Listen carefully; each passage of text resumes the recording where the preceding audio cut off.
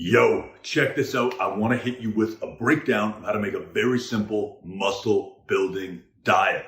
So this is my standard protocol. If I'm not working with you one-to-one and getting to manipulate what you're doing, this is how I recommend you building out your diet. I'm going to run through this super quick. It's going to be really easy. Breakfast, meal one is primarily proteins and fats. Now, little caveat here, every meal can and should include veggies. Those don't count as carbs. So a great example of this would be a bunch of eggs, some egg whites, and an omelet with veggies, something like that. But you can play with that as you see fit. But we want, number one, primarily proteins and fats. Meal 2, 3, and 4, all the same. Lots of protein and carbs. Now, when you're mixing carbs around here, you can go with fruit, like a pile of fruit, if that's what you're doing. You can add a little bit of fruit and go with something more typical like rice or potato or sweet potato, whatever you feel. All of these choices, though, are meant to be healthy foods. I'm talking about sweet potato, rice, quinoa, fruit, lean proteins, that kind of thing. So we've got protein, carbs.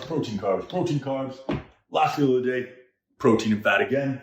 If this is something, let's say you're a little pooch from the day and you want to do a protein shake and a couple scoops of peanut butter, something like that, you can feel absolutely free to do that. That's probably an easy one, especially if you're having a lot of food before that. Now, in terms of your workouts, you can put your workout wherever you'd like. If you are like all about working out first thing in the morning and you need some food, what I would do, like food for energy, what I would do is slide this back and do 2 protein and fat meals at the end of the day. If you're working out anytime after, meal 2, 3, or 4, then you're good to go and you don't have to worry about it. Next, in terms of how much of everything you're eating, we're going to start with protein. I do not count calories, macros, all that kind of stuff, and I don't think you should either. I think it's a bad life. But to give yourself a rough guess, if you're trying to figure out portions, you want protein ideally for about 0.7 grams per pound that you weigh. If you really love eating meat and want to hammer that up, you go up to 1 gram per pound that you weigh, but it's not necessary. 0.7 will cover you for everything that you need. Next, fats. You're going to need enough fats that you feel good. Some people, that's going to be more fat. Some people, like me, for example, I feel better running primarily on carbs, so I keep my fats pretty minimal. Play with these for how you feel. If a couple eggs and some olive oil on your veggies and a couple scoops of peanut butter have you feeling good, then don't sweat it from there.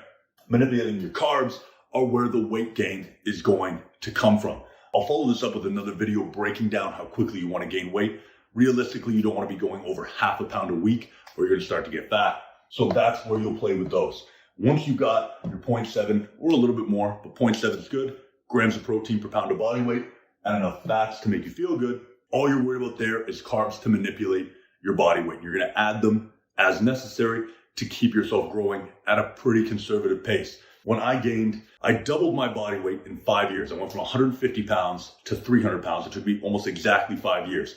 And roughly speaking, I was gaining about half a pound a week for most of those periods, unless I was pulling off the gas. So it doesn't sound like a lot, but over an extended period of time, you can really build some serious size and not just around your midsection, what people do when they try to hammer the gas on a bulk. So these are your 5 meals, your general breakdown of how you're going to structure them and what you want at each meal. The more veggies, the better. The more water, the better.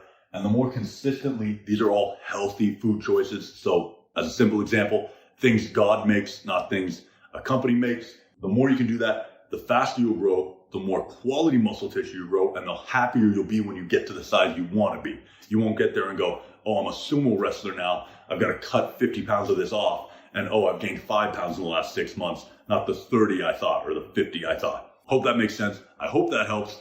Good luck on your muscle building dreams.